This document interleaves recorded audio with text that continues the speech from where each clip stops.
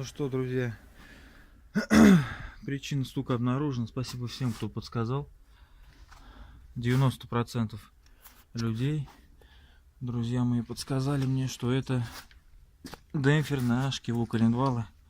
Вот теперь смотрим. Сейчас я достаю рукой до шкива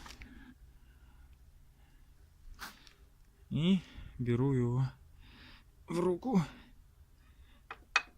И вот он, этот стук, который был у нас ранее.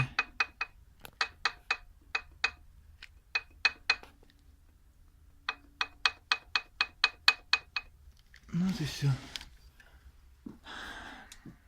Сейчас вскрываем, снимаем шкив. Вообще выкидываем этот демпфер нахер. Больше он не стучал там. Толков от него все равно нет.